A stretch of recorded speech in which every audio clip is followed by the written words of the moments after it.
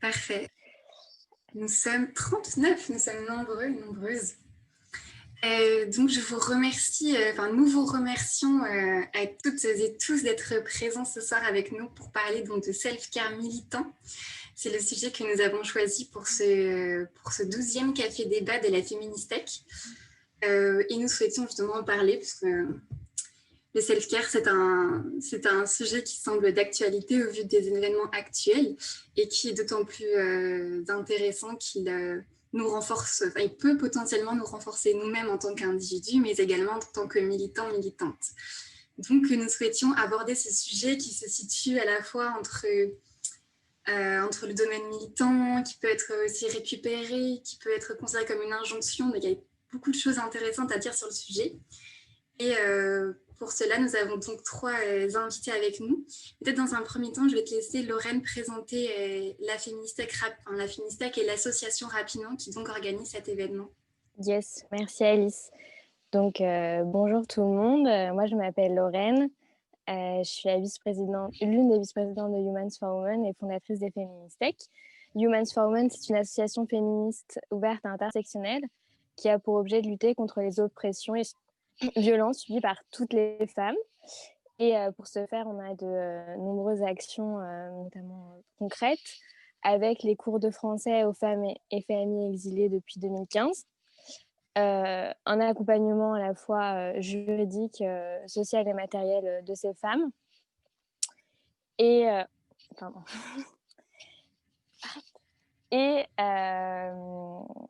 les cours de français, les collèges de l'égalité, qui a pour projet de sensibiliser des collégiens et collégiennes d'un collège du 93 aux enjeux féministes. Et c'est mon chat qui me perturbe, évidemment. Alors, le collège de l'égalité, les cours de français, le foyer de la sororité, qui est un foyer d'aide sociale à l'enfance où l'on intervient pour proposer de l'aide aux devoirs aux jeunes filles placées, ainsi que les conseiller sur leur orientation professionnelle et étudiante future. Un pôle événements qui organise ces événements, un pôle les Féministech, évidemment, qui sont des bibliothèques féministes participatives autogérées dans Paris. Il y en a désormais 3, c'est ça. Et on essaye d'en ouvrir une 4e et on anime ces bibliothèques au travers de cafés-débats qu'on amène les mardis de l'égalité. On a aussi un groupe de parole pour survivantes.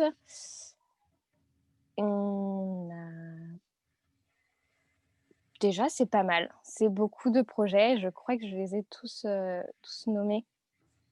Voilà. Et donc, en fait, ce café débat en ligne, c'est notre adaptation au Covid. Donc, merci. Voilà. Je repasse la parole. Effectivement, c'est une version, disons, un peu différente de celle que nous organisons habituellement. Mais donc, pour cette conférence de ce soir, nous avons donc avec nous 3 intervenantes. Donc, tout d'abord, Jennifer Padjemi. Donc, tu es journaliste et créatrice du podcast Miroir, Miroir. Il y a également Clémentine Gallo, donc journaliste et co-créatrice d'un autre podcast qui est donc Quoi de meuf. Et donc, tu travailles beaucoup sur le sujet de la pop culture. Et enfin, il y a donc Clémence Noël, donc présidente de l'association Femme Yourself, dont l'objet est assez proche du sujet que nous traitons ce soir, qui est donc l'empowerment des femmes dans leur vie professionnelle et personnelle.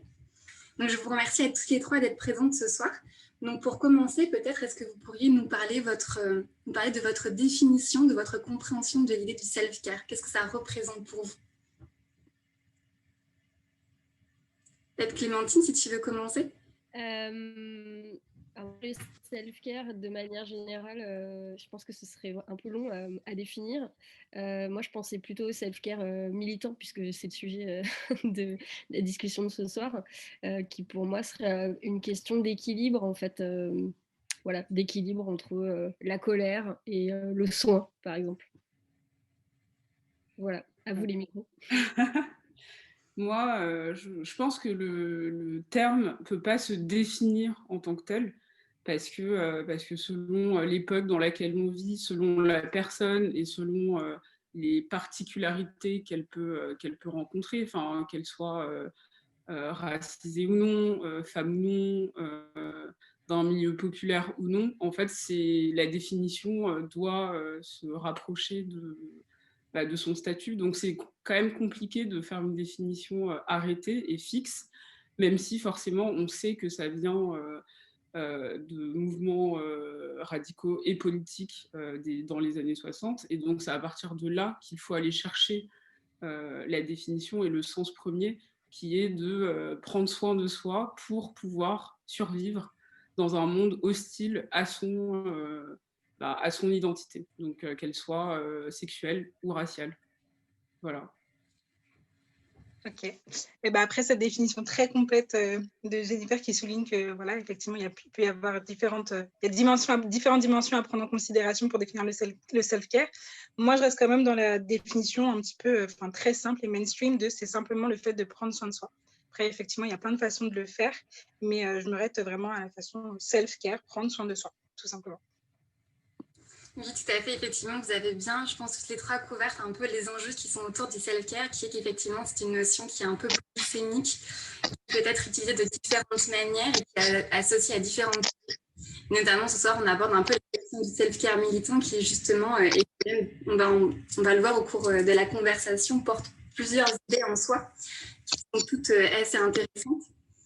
Et effectivement, la question est un petit peu, tu l'as soulevé Jennifer, c'est l'origine un peu du self-care qui sont assez justement reliés au milieu militant et qui semblent aujourd'hui émerger dans les milieux féministes face à de nombreux enjeux, notamment la question du burn-out qui est apparu chez certaines militantes.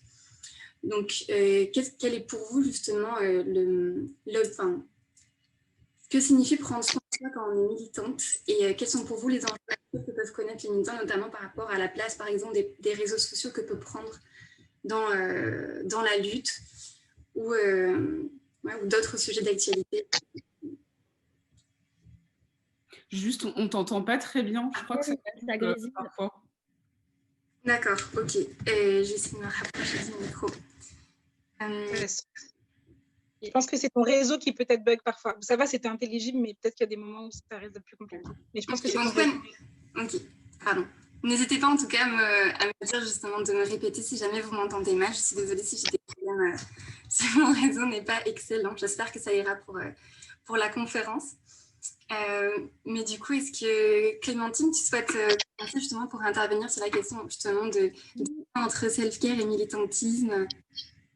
Oui, bah, je pense que c'est important d'abord de savoir ce qu'on veut dire par militantisme, parce qu'en fait, déjà, militer, c'est ni une obligation, ni une injonction, parce qu'en fait, si on se sent fragile ou vulnérable ou épuisé ou qu'on n'a pas le temps, voilà, on n'est pas obligé d'y aller. Moi, personnellement, je suis dans une perspective plutôt réductionniste, enfin décroissante, c'est-à-dire que j'ai décidé que je ne pouvais pas tout faire. Donc, en fait, que le militantisme, c'est une activité qui requiert des compétences de la part d'un petit nombre de personnes qui sont spécialisées et qu'on ne peut pas être partout à la fois, sinon on est aussi moins efficace. Donc voilà, ça ne veut pas dire qu'il y a une hiérarchie entre les luttes ou qu'il y en a qui sont plus importantes que d'autres. Mais en tout cas, moi, c'est ce que je décide pour moi. C'est que je ne peux pas être partout. Sinon, je suis nulle part en fait. Je suis juste épuisée. Et après, je pense qu'il faut aussi préciser qu'il y a quand même plusieurs manières de militer. Il n'y a pas que les manifestations qui sont la partie la plus visible, celle qui engage vraiment le corps des personnes. On peut faire de la logistique, donner à des cagnottes, faire des maraudes, faire des collages. Voilà, on peut répartir les actions entre amis. Enfin voilà, je pense qu'il y a plein de manières aussi de s'engager sans s'épuiser nécessairement.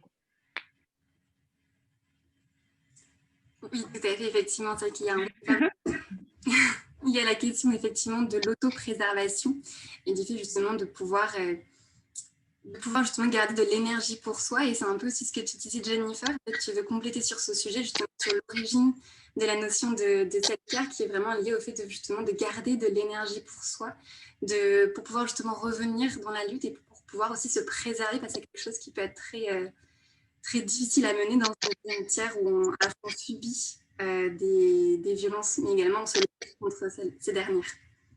Oui, alors avant ça, il faut aussi comprendre que le self-care avait une notion beaucoup plus médicale qu'on ne l'emploie aujourd'hui. Donc, ça vient aussi des mouvements de self-help, enfin, les mouvements féministes qui justement s'auto-diagnostiquaient seuls dans l'idée qu'aller voir un médecin pouvait être hostile, dans le sens où il y a des médecins sexistes, grossophobes. Alors, c'est intéressant parce que 50 ans plus tard, on a encore les mêmes sujets, donc rien ne bouge vraiment. Donc, si on part de ce principe qu'à la base, c'était quand même médical, on voit bien que le self-care a cette notion de santé. Donc, c'est comment préserver sa santé mentale, sa santé physique, avant tout. Parce que justement, si on part du principe que les militants de terrain, donc les personnes qui sont vraiment tous les jours en train d'aller manifester dans des associations, qui sont vraiment physiquement sur le terrain, c'est ces personnes-là qui finalement sont les plus fragilisées et qui sont les plus à même de tomber malade, d'avoir des problèmes de santé, d'avoir des problèmes de santé mentale.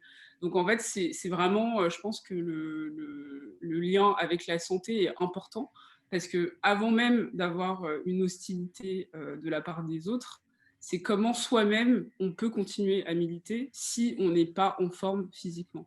Et donc après, le lien avec la santé mentale est intéressant parce que quand on reçoit des hostilités et des discriminations tous les jours, il y a en plus son corps qui se dégrade, mais aussi sa santé mentale. Et donc c'est en ça que prendre soin de soi est important, parce que ça permet en fait de gérer sa santé au quotidien et sa santé mentale, et de se dire, bon, là, stop, je pense que j'ai besoin d'un moment de recul pour mieux rebondir ensuite.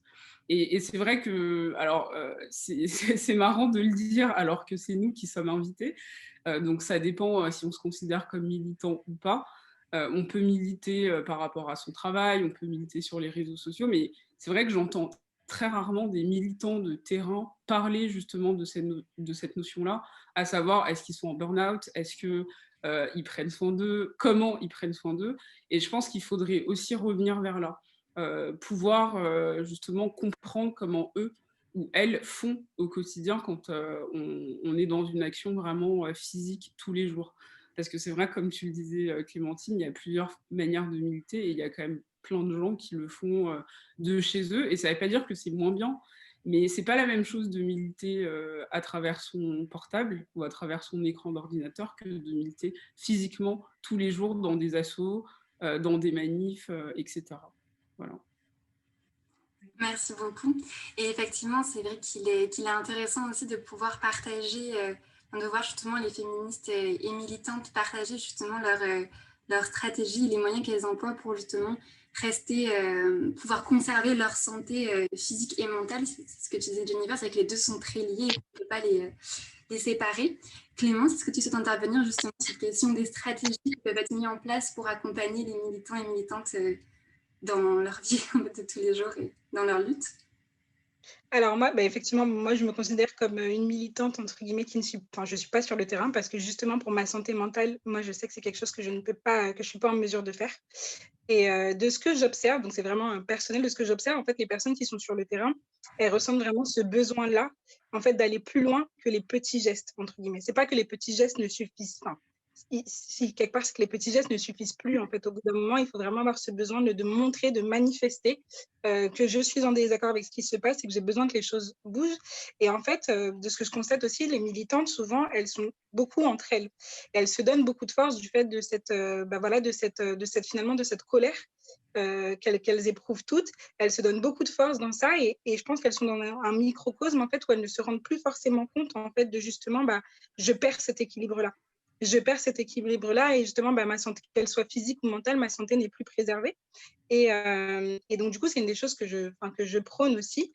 Je trouve que c'est très bien, cette sororité militante, mais je pense que c'est aussi important de garder aussi un cercle de personnes qui sont peut-être un peu plus en retrait et qui ne sont pas forcément sur le terrain, parce que des sœurs qui sont en mesure de vous dire, oula, à un moment, il faut que tu fasses attention à toi, et peut-être qu'il faut que tu stoppes parce que tu n'es pas forcément en mesure de voir que ouais, tu te mets en péril. Et donc, pour moi, une des solutions, c'est vraiment la sororité. Et quand on n'est pas capable soi-même de prendre ce recul-là, avoir des gens autour de soi pour nous dire je comprends que ta lutte, c'est important pour toi, je comprends et je te soutiens dans ça. Mais ne serait-ce que pour toi, s'il veut continuer, il faut que tu fasses un step back. Voilà ce que je pense.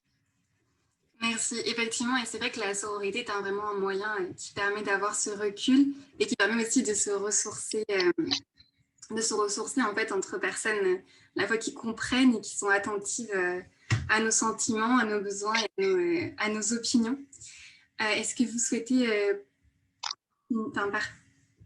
est-ce que c'était justement intervenir justement sur le sujet des moyens qui peuvent être mis en place pour justement préserver cette santé-là mentale et physique et justement on va prendre soin de soi et éviter une surcharge? Bah, il y en a plein, mais bah, c'est sûr que pour la santé mentale, à titre personnel, moi je conseillerais de ne pas attendre d'être en crise pour faire une thérapie.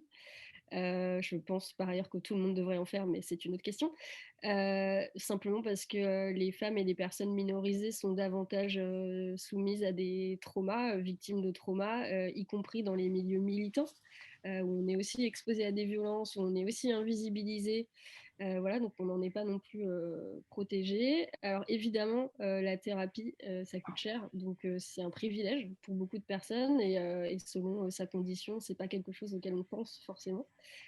Après, il faut savoir qu'il y a des CMP, c'est les centres médico-psychologiques. Il y en a dans toutes les villes et c'est gratuit. Donc voilà, faut pas hésiter. Et voilà, il faut aussi trouver des soignants qui soient inclusifs, pas, non violents, quoi, si possible.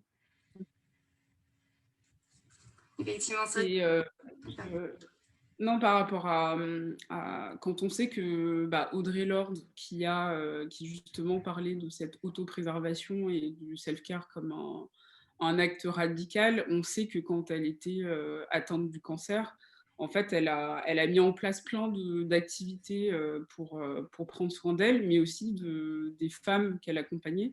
Et c'est vrai que cette notion de care community est assez intéressante parce que surtout, en fait, en ce moment, ce qu'on est en train de vivre rappelle les moments où le self-care a été mis sur le devant de la scène. Donc, on peut penser quand il y a des attentats, quand il y a une crise, quand il se passe quelque chose de plus grand que nous.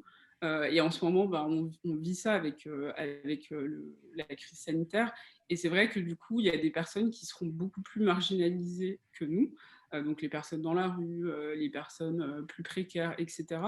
Et dans cette notion de self-care communautaire, il y a cette idée de prendre soin des autres pour prendre soin aussi de soi-même.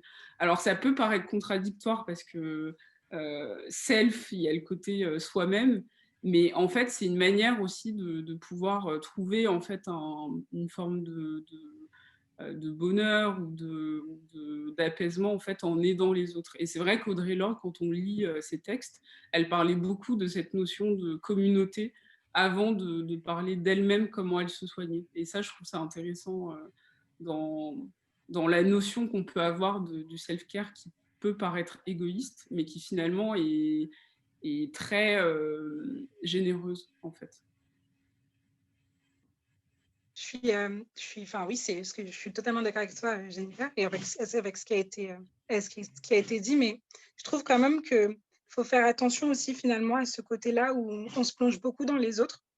Moi, c'est quelque chose que j'ai l'impression de voir, c'est que parfois, en fait, les autres, c'est juste une échappatoire pour ne pas regarder ce qui se passe vraiment à l'intérieur de soi. Et donc, du coup, tu vois, tu rentres dans un truc où ça te fait énormément de bien, effectivement, d'être présente pour d'autres personnes et être là pour pouvoir les soutenir et les aider. Et ça te nourrit sincèrement. Mais il y a une forme de fuite, en fait, face à soi-même qui fait qu'il y a des choses... il y a des choses que tu ne règles pas en fait avec toi-même et tôt ou tard, tu arrives justement à ce moment de crise où tu ne comprends pas pourquoi parce que tu penses que voilà, ce que tu fais, ça te nourrit et en fait, il y a des moments où tu as besoin de te recentrer vraiment sur soi, sur toi et tu as besoin que l'attention soit aussi sur toi et je pense que c'est quand même très important de noter ça et de le décorréler de l'idée de justement c'est quelque chose d'égoïste et parce que je prends soin de moi et uniquement de moi, de ma personne, ça fait de moi une moins bonne alliée, une moins bonne amie ou une moins bonne militante. Je pense Oui, non, je que, suis ouais. complètement d'accord, mais c'est pour ça que j'ai précisé en temps de crise, parce que justement, c'est un peu exceptionnel, quoi. Enfin, c'est dans ces moments-là où justement on a besoin un peu d'aller vers l'autre parce qu'on se sent plus isolé, parce que bah, là, on a vécu des confinements, etc. Et c'est vrai que quand on voit les moments de pic du self-care dans les différentes sociétés, c'est souvent parce qu'il y avait quelque chose de plus grand qui se passait. Mais je suis totalement d'accord avec toi, je pense qu'il faut vraiment apprendre à se connaître soi-même pour avant d'aider les autres. Ça, c'est sûr et certain, sinon de toute façon, on ne pourra pas le faire. Donc, ça vient de soi pour ensuite, éventuellement, aller vers l'autre. Tout à fait. Clémentine, tu souhaites intervenir? Non, non, vas-y. Ok, non, mais effectivement. Du coup, effectivement, c'est très intéressant. Et je voulais rebondir aussi sur ce que tu disais, Clémence, en parlant justement de la question de la culpabilité, le fait de ne pas s'en vouloir, de s'arrêter, le fait de ne pas s'en vouloir, de ne pas aller à une manifestation, de ne pas à un moment se mobiliser. Parce qu'il y a beaucoup le self-care peut mener justement à une forme parfois de culpabilité parce qu'en fait, on a besoin de s'arrêter, on ne peut pas être présente partout. Et, et les deux, en fait, sont tout à fait corrélés. Je dis qu'il y avait une phrase qui était intéressante, qui était que quand on commençait à se mobiliser dans le féminisme, c'était comme avoir avalé la pilule rouge en référence à Matrix, c'est-à-dire qu'on se met à vouloir être mobilisé partout et à tout voir. Et justement, comment réussir à être active et à mener les luttes qu'on souhaite mener de la manière dont on souhaite les mener, tout en se retirant de cette culpabilité qui peut, qui peut jaillir dès qu'on prend un peu de recul, qui peut être nécessaire justement pour prendre soin de soi. Alors, pour ma part, très honnêtement, j'avoue que je ne sais pas, je me pose encore la question. Parce que comme j'ai dit, moi, j'ai très vite vu que je ne pouvais pas militer. Enfin, en fait, c'est vrai que c'est vraiment, une fois que tu ouvres la boîte de Pandore, c'est mort, en fait. Tu te prends tout dans la face et c'est toujours plus, c'est toujours plus, c'est toujours plus. Et tu te rends compte que le monde a besoin qu'il y ait des personnes qui se bougent et qui soient prêtes à tout limite pour faire cesser certaines inégalités et injustices qu'on peut vivre. Et j'ai l'impression qu'en fait, quand tu rentres dans ce cercle aussi bien vertueux que vicieux, j'ai beaucoup de mal en fait à voir comment tu fais pour ne pas culpabiliser. Parce que tu peux avoir des gens autour de toi qui te disent, mais en fait, c'est OK de prendre du temps pour toi, c'est OK que ton corps ne puisse plus et que, enfin voilà, il faut que tu te ressentes sur toi. Mais en fait, tant que tu es dans cette roue-là, je pense que c'est très compliqué. Et c'est là où je pense vraiment qu'encore une fois, il n'y a que ton entourage qui peut être un soutien. Et quand je dis un soutien, parfois, l'entourage ne peut rien faire. Hein. On a juste à attendre que la personne se crame. C'est triste à dire, hein, mais se crame. Et être là quand il faut ramasser. Enfin, voilà, il faut recoller les bouts de verre un peu cassés, quoi.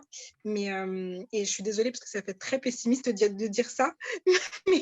mais c'est ce que j'ai beaucoup d'espoir. Hein. Je pense qu'il y a des personnes qui peuvent très bien prendre du recul et se dire à un moment, OK, oula, les signaux d'alerte, je les ai vus, là, je m'arrête, je me stoppe.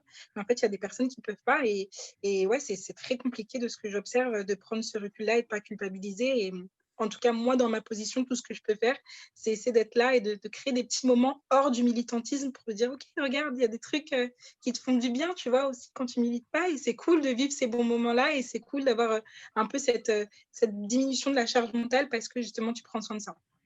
C'est tout ce que j'ai trouvé à faire pour le moment. Mais c'est déjà beaucoup. Clémentine, Jennifer, vous souhaitez intervenir sur justement sur ce sujet de comment réussir à garder de l'énergie pour soi et notamment ne pas culpabiliser quand on souhaite se retirer temporairement sur un sujet. C'est ce que tu disais, Clémentine, qu'il y avait plusieurs façons de militer et qu'on pouvait choisir la façon qui nous correspondait le mieux en fonction de nos besoins et des réserves qu'on voulait conserver. Est-ce que tu... Moi, je pensais un peu à Anaïs Bourdet qui faisait Paye ta Schneck et aussi aux féministes contre le cyberharcèlement qui se sont beaucoup exprimées sur le phénomène du burn-out militant. Et je pense que c'est intéressant de voir maintenant, quelques mois ou quelques années après, en fait, dans le cas d'Anaïs Bourdet, elle a arrêté Paye ta Schneck, mais elle a refait d'autres projets après. Et en fait, d'autres gens ont pris la suite. Donc moi, je trouve ça assez déculpabilisant en fait de se dire... Enfin, c'est pas pour se donner moins d'importance qu'on en a, mais en fait, se dire, bon, bah, ok, tu vois, on est nombreux, en fait. Donc là, ça va pas, quelqu'un d'autre prendra le relais. Ensuite, on revient sous une autre forme ou pas. Voilà, après, moi, j'ai aussi noté qu'aux États-Unis, cette question-là du self-care militant, elle était assez présente ces derniers mois, notamment dans le milieu Black Lives Matter. Enfin, en tout cas, que les gens en parlaient plus librement qu'en France, en tout cas. Enfin, que c'était pas tabou.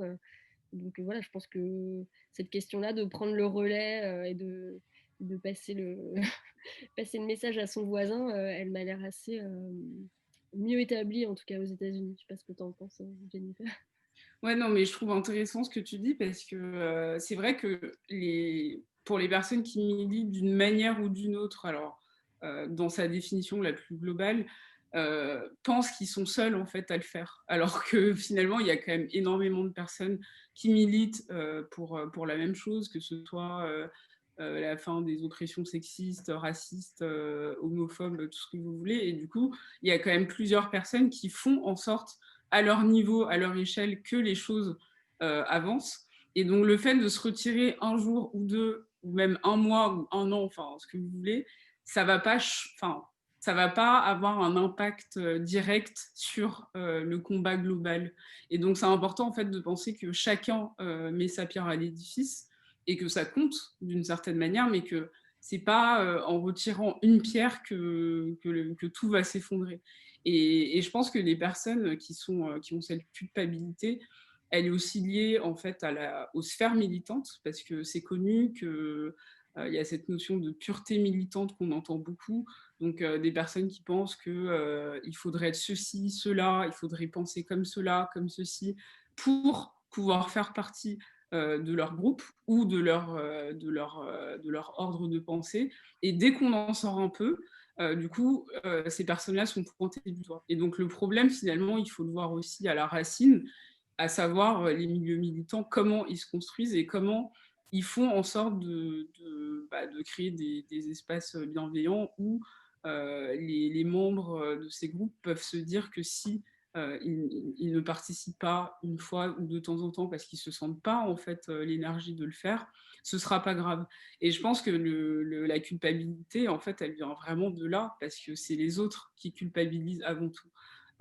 Et on le voit beaucoup sur Internet, sur cette manière en fait de devoir prouver à tout prix en fait qu'on a été à une manif, qu'on se solidarise avec des événements. En fait, il faut toujours montrer en fait qu'on est pour quelque chose ou qu'on est contre quelque chose. Et si on le fait pas, les autres vont vous pointer du doigt en disant ah là là, elle s'est pas exprimée sur tel ou tel truc, elle n'a rien dit, elle n'est pas allée à la manif.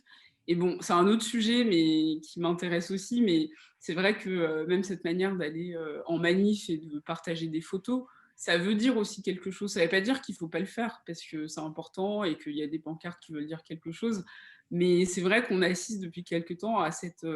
en fait, c'est une forme de manifestation un peu digitale où en fait, c'est montrer comment on manifeste le mieux que l'autre, quoi. Enfin, grossièrement, c'est un peu ça. Et donc, je pense que l'idée, que ce soit dans les milieux militants ou pas, en tout cas, dès que c'est un peu politique, dès que c'est un peu féministe ou antiraciste, il faut que les autres puissent, en fait, lâcher du lest aux personnes en fait qui ont besoin de prendre du recul et de prendre soin d'eux, quoi. Enfin, et je pense que les choses iront un peu mieux.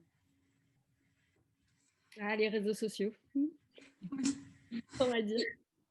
Effectivement, effectivement, les réseaux sociaux semblent avoir un rôle très important dans cette surcharge militante que peuvent ressentir les militants et militantes.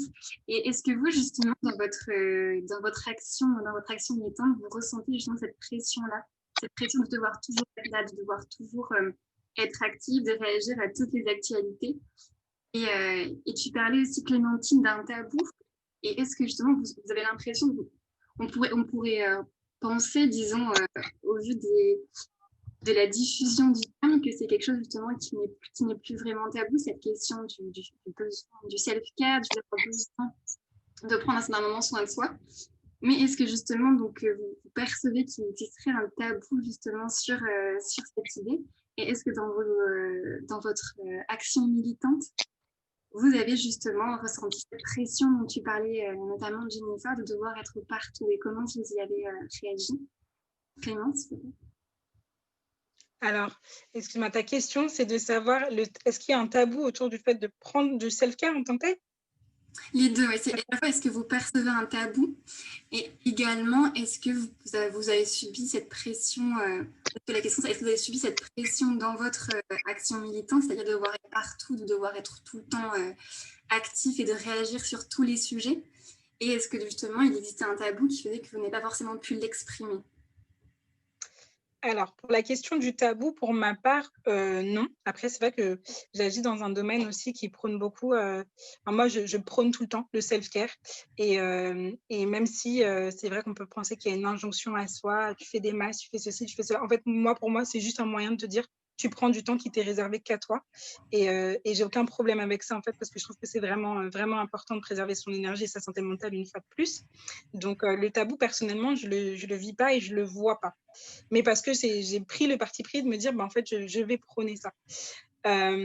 Après, pour cette question de ce besoin-là de répondre à tout, même de tout savoir, de suivre toutes les actualités, d'être un petit peu partout, ça m'est arrivé. C'est vrai que les réseaux sociaux, mais je pense que ça, c'est pour tout, jouent énormément dans ça parce que c'est une vitrine, en fait. Un réseau social, c'est une vitrine et c'est censé être la meilleure vitrine de ce que tu fais et de ce que tu es. Donc, quand tu rentres dans certains cercles, le fait que tu t'exprimes et que tu prennes toujours position, etc., ça montre que, regarde, je suis ça. Enfin, c'est ce que Jennifer disait tout à l'heure, c'est je suis ça, je suis là et j'ai un avis sur ci, j'ai un avis sur ça. Et comme de plus en plus de personnes le font, parce qu'il y a cette injonction à prendre position et à être vu aussi, à être reconnu, c'est une façon d'être reconnu quand tu montres tout ça. Je pense que moi-même, à un moment, j'ai été dans ce truc-là de mince, je fais pas assez, quoi. Le fait que je sois pas une militante de terrain parce que je supporte pas, en fait, c'est pas assez, il faudrait que je le sois. Et j'essaie vraiment beaucoup de prendre du recul sur ça parce que le but, c'est pas de remplacer une injonction par une autre ou d'en camoufler une par une autre. Enfin, je pense que vraiment, la finalité, c'est de se dire, OK, déjà, qu'est-ce que je tolère et qu'est-ce que je tolère pas? Sur quoi j'ai envie d'agir et quels sont mes moyens, encore une fois, pour agir dessus.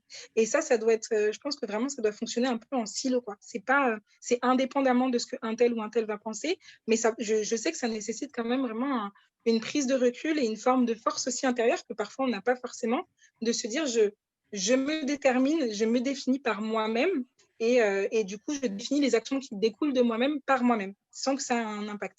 Mais c'est vrai que franchement, moi, je trouve qu'avec les réseaux sociaux, c'est très, très, très compliqué. Clémentine, toi aussi, est-ce que justement tu pourrais nous partager la manière, si ou non tu as pu ressentir ce type de pression? Est-ce que tu partages l'analyse de Clément justement sur le fait que du fait de c'est une très bonne façon de le dire, de vitrine des réseaux sociaux, tu as ressenti une pression supplémentaire dans ton action militante? Bah oui, enfin, je pense que c'est impossible de de pas la ressentir. Après, moi, je m'occupe des réseaux sociaux en plus pour le podcast que je fais, donc Quoi de Meuf, et aussi pour une association dont je fais partie qui s'appelle Prenons la Une, qui s'occupe des femmes dans les médias. Et donc, en fait, on est tout le temps sollicité. En fait, moi, j'ai pris le parti de me dire qu'on n'est pas exhaustif. Donc, en fait, on ne pourra pas tout couvrir, on ne pourra pas parler de tout. Moi, je suis pas une machine, je suis une personne humaine. Donc, en fait, je fais des choix, c'est des choix éditoriaux, voilà, de parler de certaines choses. Et voilà. Et en fait, moi, plus que les réseaux sociaux, je souffre. Enfin, c'est toute proportion gardée, c'est pas une horrible souffrance, des groupes WhatsApp, en fait, qui, pour moi, sont devenus une sorte d'enfer parce que je suis une personne vieille. Et du coup, c'est être tout le temps sollicitée, et dans plein de groupes militants, en fait. Vraiment, à chaque fois, ça me fait une sorte de shoot d'adrénaline.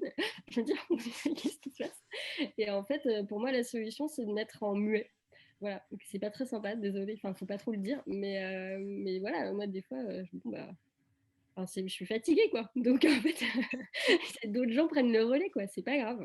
C'est pas grave, c'est OK. Je partage ton angoisse des groupes WhatsApp. J'ai la même, t'inquiète pas. Alors, pour répondre à ta question, en deux parties. La première sur le tabou autour du self-care. je pense que c'est pas forcément que c'est tabou, c'est plus qu'on ne sait plus trop ce que ça veut dire. Vu qu'on sait que ça a été récupéré par le marketing, que tout le monde l'emploie et que même dans les milieux militants, on l'emploie, mais que finalement, on ne sait même plus en fait quelle est l'origine de ce terme, comment on peut l'employer aujourd'hui. Quand on dit que ça veut dire quelque chose, il y en a d'autres qui vont dire « Ah mais non, ça ne vient pas de là, en fait, ça vient de là ». Donc déjà, je pense que ça ajoute au tabou en fait que ça peut procurer parce qu'on ne sait plus trop ce que ça veut dire, on ne sait plus trop qui l'utilise pourquoi. Est-ce que c'est pour faire joli dans une phrase? Est-ce que c'est vraiment pour prendre soin de soi ou est-ce que ça peut vraiment servir à des milieux militants? Après, pour l'action militante, moi je ne me considère pas forcément comme militante justement pour cette raison parce que je n'ai pas envie d'avoir ce label. On va dire que mon militantisme peut se jouer dans mon travail, donc c'est les sujets que je choisis de couvrir, les choses qui m'intéressent, mais je ne suis pas militante et j'invite vraiment les gens à suivre les militants de terrain qui s'activent vraiment tous les jours pour différentes causes. Après, je pense que quand on a une voix, qu'on est visible, bah forcément, en fait, les gens nous regardent. Et c'est en ça que le poids, en fait, peut jouer. Parce que tout de suite, on se dit, est-ce qu'il faut que, du coup, je m'exprime sur tel ou tel sujet? Est-ce que si je dis rien, ça veut dire que je valide? Est-ce que si j'ai envie de parler de séries, parce qu'en fait, ça, c'est une grosse partie de ma vie, pendant que le monde est en train de brûler, ça veut dire que je ne m'intéresse pas au reste.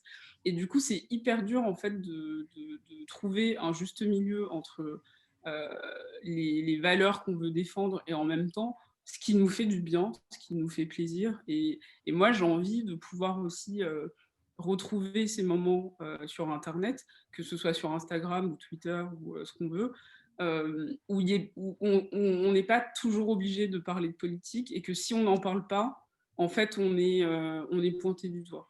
Et ce qui est intéressant, c'est que finalement, tout est politique. Et c'est en ça que moi, j'ai envie de jouer. C'est de me dire que si je parle de séries, si je parle d'un fait d'actualité qui n'a pas l'air une actu chaude, en fait, d'une certaine manière, c'est politique. On peut être politique en parlant de culture, en parlant de musique, en parlant de plein d'autres choses. Et je pense qu'il faut savoir faire la différence et surtout se dire est-ce qu'on a vraiment envie de le faire et pourquoi on a envie de le dire, pourquoi on a envie de s'exprimer.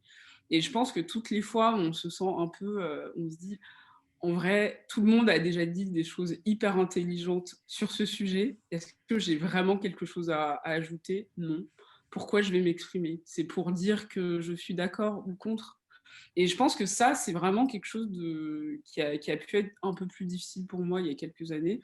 Et je m'en détache de plus en plus. C'est-à-dire que si je n'ai pas envie de parler d'un sujet, parce que je ne me sens pas ni à l'aise, ni l'envie en fait, de le faire, je ne le fais pas. Et je préfère, pourquoi pas, me dire que je peux faire un article, que je peux réfléchir à un sujet de podcast. Enfin, en fait, il y a différentes manières de pouvoir s'exprimer sans que ce soit toujours le tweet polémique ou la réaction à chaud, quoi. Voilà, donc je pense que c'est important de savoir aussi prendre du recul par rapport à ça. Oui, effectivement. Et c'est vrai qu'il y a quelque chose de très intéressant aussi, qui est cette idée en fait, de rester peut-être humain dans le sens où même des personnes militantes et très actives restent intéressées par beaucoup de choses et restent avec leurs connaissances, leurs spécialités, leurs intérêts.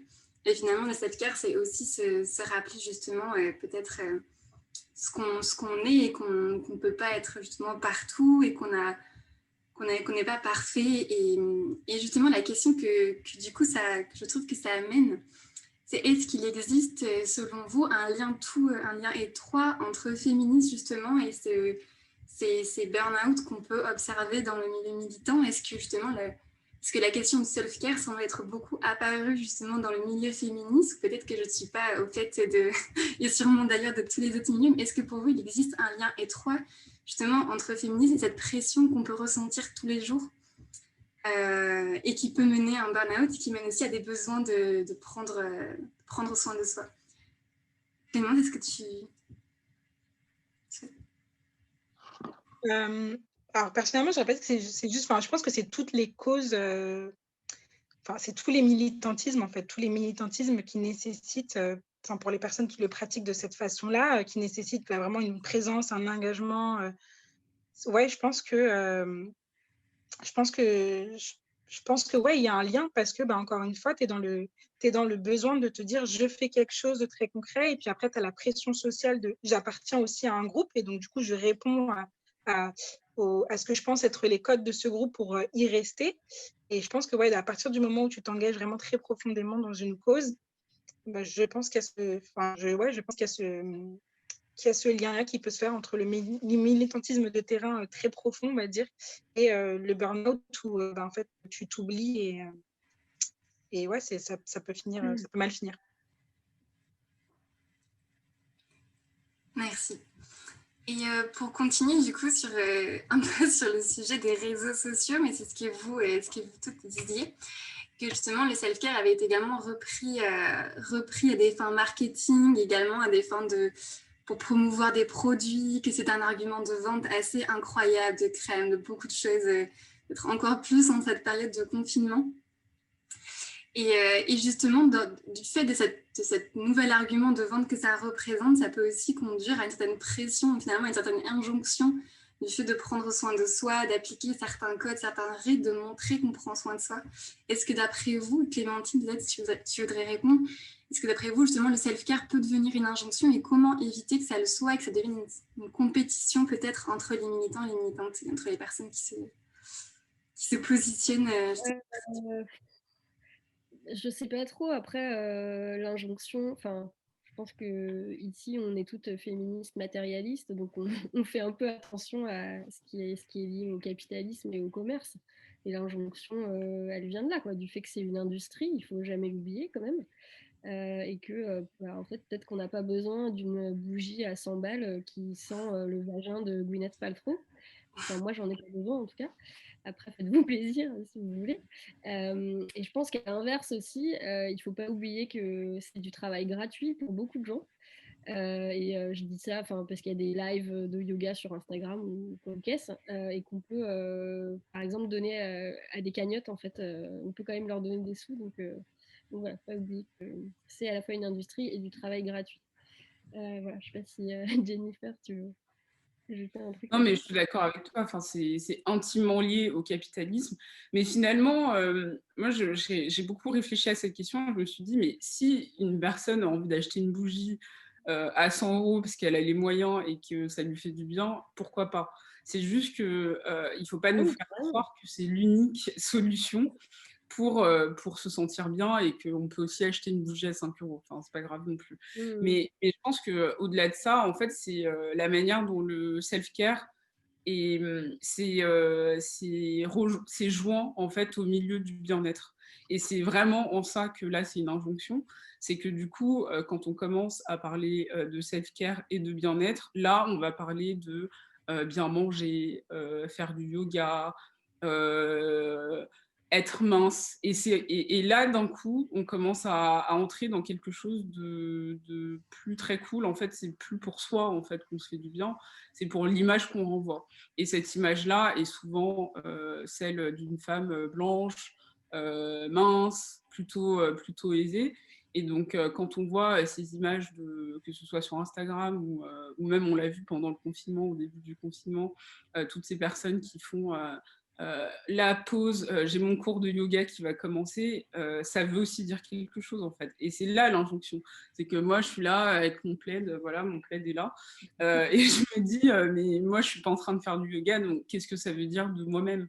Et donc là, la pression, elle se met en place, l'injonction commence à arriver et on se dit, bon, vu qu'on me fait croire que le bien-être, c'est faire du yoga et manger des brocolis, bah forcément, je vais acheter des brocolis. Et en ça, il faut faire vraiment attention parce que le capitalisme, en fait, a bon dos, mais c'est aussi la manière dont les gens présentent leur manière de prendre soin d'elles qui est dangereuse. Parce que voilà, c'est pas parce qu'une personne fait du yoga et que ça lui fait du bien que ça va faire du bien à tout le monde.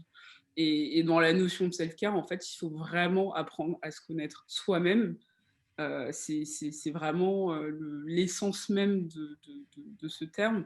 Et c'est en ça que je rejoins Clémentine sur si on a les moyens de voir un psy, et même si on n'a pas les moyens, il y a plein de ressources possibles, pour justement pouvoir faire une thérapie, pour essayer de se connaître soi-même, et justement pour se dire, qu'est-ce qui, moi, me fait du bien? Et donc, si ce qui nous fait du bien, c'est manger des brocolis, tant mieux, mais si ce qui nous fait du bien, c'est lire un livre, aller à une manif, enfin, il y a plein de manières, en fait, de se faire du bien, mais l'important, c'est de savoir quoi et de savoir comment se faire du bien. Merci. Je précise parce que je me rends compte que je ne l'ai pas fait au début, mais si vous le souhaitez, vous pouvez toutes et tous poser des questions dans le chat et on gardera 30 minutes à la fin pour à la fois, disons, transmettre les questions qui ont été posées dans le chat directement aux intervenantes. Et vous pourrez également intervenir en levant la main via Zoom et on vous laissera justement poser directement une question. Voilà. Pour préciser que vous pourrez intervenir, bien sûr, et poser directement vos questions aux intervenantes. Pour continuer, peut-être, c'était aussi quelque chose dont on avait un peu parlé au début, mais il me semble que par rapport au self-care, il y a également un lien fort avec justement la sororité. C'est ce que tu disais, ce que vous avez tous les trois, je crois, dit. Mais justement, le fait de prendre soin de soi, le fait de vouloir garder du temps pour soi, c'est aussi quelque chose qu'on peut faire justement en communauté, qu'on peut faire en se retrouvant avec des personnes justement qui vont partager les mêmes idées ou pas. D'ailleurs, c'est ce que tu disais, Clémence, parfois ça peut être utile de se retrouver avec des personnes qui ne vont pas forcément avoir les mêmes intérêts que nous pour avoir un peu des garde-fous. Mais justement, quel peut être selon vous le rôle de la sororité dans le self-care? Et Clémence, tu souhaites peut-être... C'est ça, en fait. La sororité, c'est vraiment ce lien de considérer toutes les autres femmes, que ce soit des femmes qui sont tes sœurs dans la lutte ou pas, mais de les considérer comme tes sœurs, en fait. Et donc, tout ce que tu ferais pour ta sœur, tu le fais pour les autres femmes. Et donc, ça peut effectivement être un garde-fou. Ça peut être... juste en fait passer du temps ensemble. Vraiment, moi, je viens au sens, entre guillemets, un petit peu vraiment basique de la sororité. C'est juste on passe du temps ensemble parce que ça nous fait du bien et on s'écoute, en fait. Des fois, c'est pas être... parce qu'il y a aussi cette sororité-là où on peut penser c'est forcément je te dis quoi faire et non, là, tu déconnes, etc. Parfois, en fait, ça fonctionne pas d'agir comme ça. Des fois, il faut juste simplement écouter la personne et la laisser faire ce qu'elle a à faire et juste d'être là, d'être présente, de passer du temps ensemble. Et c'est comme ça que tu crées des vrais... c'est le tissu social, c'est la base du tissu social, c'est de créer du lien entre nous et de passer du temps entre nous. Et voilà. Je ne sais pas si je réponds bien à la question. Je suis peut-être un peu enflammée. Et Jennifer, Clémentine, vous souhaitez intervenir sur cette question de la sororité, de la mettre dans le groupe aussi, être un moyen de se ressourcer et de prendre soin de soi, pas forcément seul, mais avec les autres?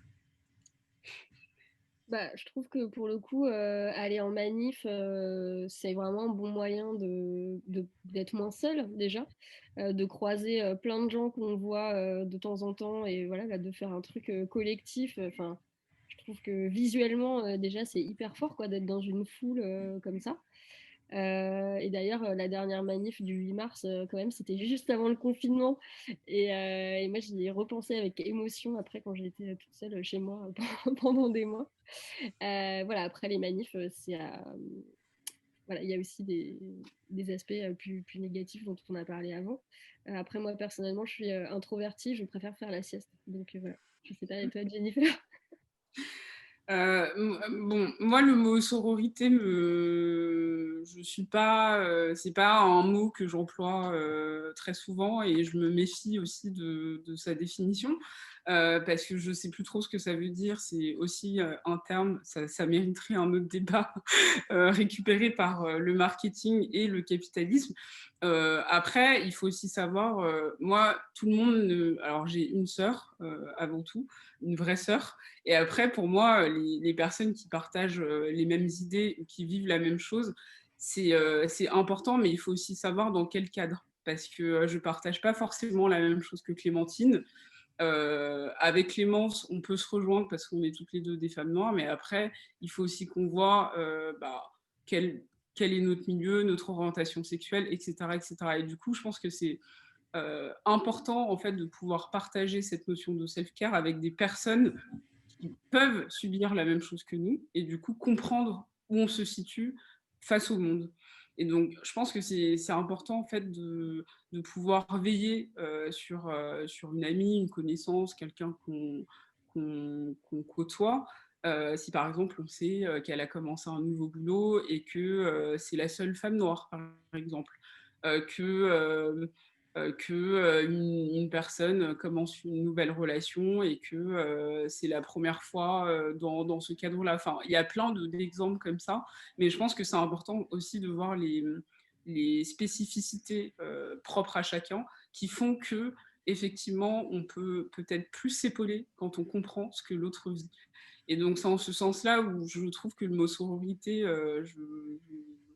je mets des réserves parce que voilà, tout le monde ne vit pas la même chose au même moment et tout le monde n'a pas forcément les mêmes privilèges. Et je pense que ça, c'est hyper important de le prendre en compte pour pouvoir justement être dans un espace bienveillant où chacun se comprend et personne ne va réduire les ressentis de l'autre par rapport aux discriminations qu'elle subit. Merci beaucoup. Je vois qu'il est déjà quasiment 20h. Pour vous préciser, nous avons une intervenante surprise qui, je crois, va nous rejoindre à 20h20 pour nous faire découvrir justement des secrets à la fois de self-care, mais également nous parler de justement peut-être de sororité ou de beaucoup d'autres choses. Donc peut-être on pourrait passer à une phase de questions si ça vous convient. Est-ce que certaines personnes ont des questions? Sinon, j'ai vu qu'il y a des questions qui avaient été posées sur le chat. Peut-être, Mathilde, si tu souhaites... Alors, nous avons une première question qui est: est-ce que la sororité est un concept créé par des personnes racisées? Donc, je ne sais pas si l'une des intervenantes peut éventuellement répondre à la question.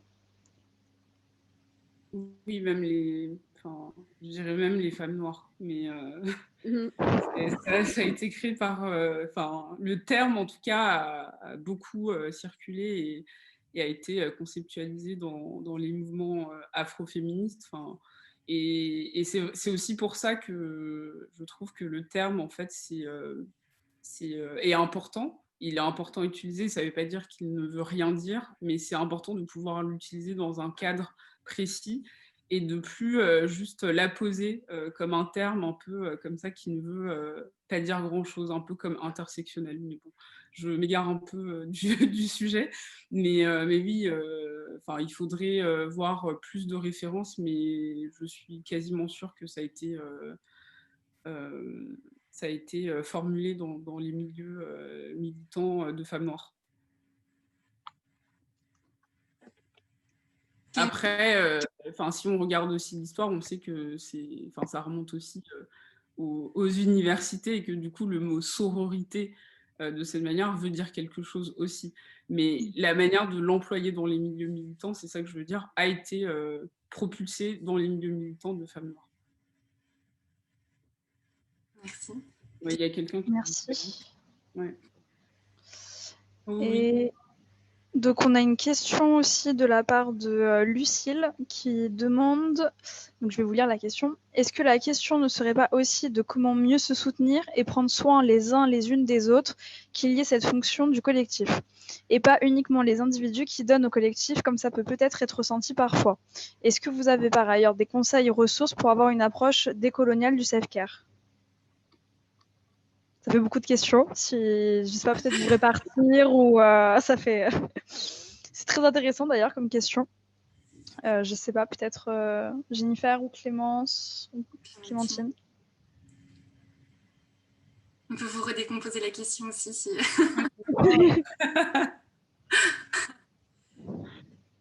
Donc la première partie de la question, c'était justement ce que tu disais, Mathilde. Est-ce que la question ne serait pas aussi de comment mieux se soutenir et prendre soin les unes des autres, qu'il y ait cette fonction du collectif et pas juste des individus qui donnent au collectif? Clémence, tu veux répondre avant? Oui, si, ça peut être totalement une question. Après, ça me fait penser à ce que tu disais, Jennifer, par rapport je suis totalement, enfin, j'entends tout ce que tu dis par rapport à la sororité, ça perd de son sens et il faut recontextualiser le terme. Mais par rapport à comment se soutenir mieux les unes les autres, enfin, je pense que c'est un vrai truc et ça aussi, c'est un mot qu'on utilise un peu comme ça et qui a plus trop de sens, mais qui a une vraie valeur. C'est l'empathie, en fait. Le truc, c'est que je pense que dans tout ce qu'on est en train de vivre, finalement, il y a aussi, on vit beaucoup de mouvements collectifs, on se bat ensemble, etc., etc. Mais je trouve que paradoxalement, il y a quand même un gros individualisme qui se dessine de plus en plus. Et vraiment, cette notion d'empathie, en fait, où parce que les gens ne sont pas capables de comprendre peut-être pas, parce qu'effectivement, Jennifer et moi, en tant que femme noire, une femme blanche ne peut pas comprendre ce qu'on vit. Clairement, elle pourra essayer, elle pourra avoir justement cette empathie de se dire je ne comprends pas, mais je ne minimise pas. Mais cette empathie-là, en fait, c'est pas, je ne pense pas que ce soit quelque chose qui soit vraiment assez développé. Et encore une fois, on oublie vraiment ce que ça signifie l'empathie. Et il n'y a pas cette, c'est peut-être pas une démarche qui est assez, je ne trouve pas le terme, mais présente. Voilà. Ouais, voilà, exactement. Donc oui, la question, c'est comment on prend mieux soin les unes des autres. On développe l'empathie et ça, je pense que c'est un peu à chacun de regarder aussi à l'intérieur de soi et de voir, OK, il y a peut-être des endroits où je suis privilégiée et ouais, j'ai des luttes, ouais, j'ai des combats, mais il y a d'autres personnes pour qui c'est peut-être plus difficile ou difficile autrement. Et comment moi, je fais en sorte de ne pas minimiser ça et de ne pas le passer sous silence ou de ne pas prendre la parole à la place des personnes qui vivent ce que je ne vis pas. Moi, je suis d'accord sur l'empathie. Je trouve que c'est une notion qu'on perd, qu'on oublie en fait et d'employer et de vivre, alors que c'est quand même la base de plein de choses. Mais c'est vrai que dans cette notion d'aider les autres, enfin d'aider le collectif, moi je me pose la question de qui aide le plus souvent. Et c'est vrai qu'il y a toujours des personnes qui sont beaucoup plus au front que d'autres, qui sont beaucoup plus pour tous les combats que d'autres. Et donc, alors je ne vais pas encore dire, mais je vais le dire quand même, c'est souvent les femmes noires qui sont de tous les combats, les luttes antiracistes, les luttes anti-LGBT-phobie, les luttes féministes, enfin toutes les luttes contre le validisme. Enfin, et c'est vrai que du coup, il y a cette notion de qui aide qui et qui a les ressources pour aider qui. Et c'est en ça qu'il faut faire attention à ce que les moins privilégiés, alors on est tous le privilégié de quelqu'un d'autre, donc il y a aussi des personnes privilégiées chez les personnes minorées, mais il faut savoir qui a l'opportunité en fait d'aider l'autre. Donc parfois aider l'autre, aider le collectif, c'est pas toujours demander est-ce que ça va, ça peut être donner de l'argent, ça peut être aider une cagnotte en cours, ça peut être aider un magazine à se mettre en place, et plus loin, se déplacer, faire des maraudes. Il y a plein de formes possibles, mais c'est vrai que on se rend compte aussi que dans plein de milieux militants, l'impulsion vient souvent des mêmes et que du coup, les personnes qui sont les plus privilégiées ne font pas grand-chose. Donc, il faudrait repenser aussi cette notion de collectif, à savoir qui est au centre et qui est à l'extérieur. Et donc, il faut inverser ça. Et je pense que le jour où on aura inversé ça, on pourra peut-être se poser la question d'aider plus aisément les autres pour que ce ne soit pas toujours les mêmes qui le fassent, quoi. Je rebondis sur ce que tu dis, Jennifer, aussi dans les façons d'aider, comme tu dis, à te donner de l'argent, etc. Mais il y a aussi un autre truc que je constate, c'est parfois, c'est aussi se taire et laisser les personnes qui sont concernées par prendre la parole. Parce que ça, c'est un truc que j'ai l'impression qu'on oublie, c'est parce que j'ai de la lumière, il faut forcément que je la capte tout le temps. Mais en fait, parfois, aider, c'est justement se mettre en retrait pour permettre à ceux qui ont besoin d'être en lumière à un moment donné d'être visibles, en fait. Donc, ouais, je suis totalement d'accord. Merci. Merci. Tu disais, Jennifer, sur le care, c'est vrai qu'on a beaucoup, dans les sociétés en tout cas patriarcales, post-coloniales comme les nôtres, on naturalise vachement le care. Donc forcément, c'est toujours les mêmes personnes. Et les femmes d'ailleurs. Quand tu dis le care, je pense aussi au métier du care. Le care, entre guillemets, c'est souvent des femmes. Ouais. Infirmières, assistantes maternelles, enfin les femmes et les personnes racisées. Donc, il faut aussi se poser la question. Ouais. Oui, et en plus, en France, en tout cas, on a quand même beaucoup criminalisé l'idée de communauté, alors qu'il y a des pays où c'est une notion qui est beaucoup plus positive. Et en France, on invisibilise complètement voilà, le fait que ça puisse être un lieu d'empathie collective, de création de solidarité, et pas le lieu du communautarisme qui crée des problèmes. Donc ouais, il y a des trucs à repenser.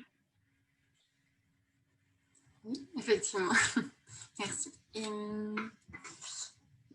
la troisième partie de la question, c'était aussi comment avoir des est-ce qu'on pourrait avoir des conseils ressources pour avoir une approche décoloniale du self-care. Donc c'est totalement ce qu'on était en train de dire.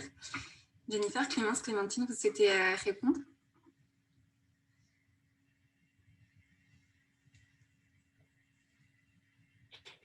Je ne sais pas si vous m'avez... Non. Si, moi je laisse les personnes concernées répondre. Honnêtement, pour le coup, je vais laisser Jennifer répondre parce que moi, je travaille. Non, mais parce que je travaille sur la question, je ne sais pas. J'ai pas de là tout de suite, j'ai pas de conseils ressources pour le faire. C'est ce que tu fais toi, Clémence, non? T'es quand même une personne ressource. Oui. En fait, je m'étais jamais vue comme telle, donc je me posais la question. Mais non, honnêtement, franchement, vu comme ça, je sais pas parce que moi, personnellement, pour parler de mon cas, il y a encore énormément de choses que je déconstruis parce que j'ai grandi dans une société, effectivement, où je suis une minorité. Et donc, pendant longtemps, je me suis conformée en fait à la majorité pour beaucoup dans mes façons de procéder, de voir les choses, etc. Et c'est des trucs que je suis encore en train de déconstruire. En fait. Donc, je ne m'estime pas encore à un stade où je peux dire que j'ai assez de recul pour te dire voilà tel conseil que je peux donner. Parce que moi-même, je déconstruis encore tout ça. Oui. Voilà pourquoi je te renvoyais le bébé, Jennifer. Non, mais, moi, pareil, mais c'est vrai que pareil, pour le terme décolonial, faut le remettre dans un contexte parce que comme ça ne veut pas dire grand-chose. Juste d'une manière décoloniale, il faut pouvoir comprendre qu'est-ce que c'est avant tout. Mais pour pouvoir répondre le plus justement à la question, je pense qu'il faut suivre des personnes qui s'activent au quotidien pour visibiliser les questions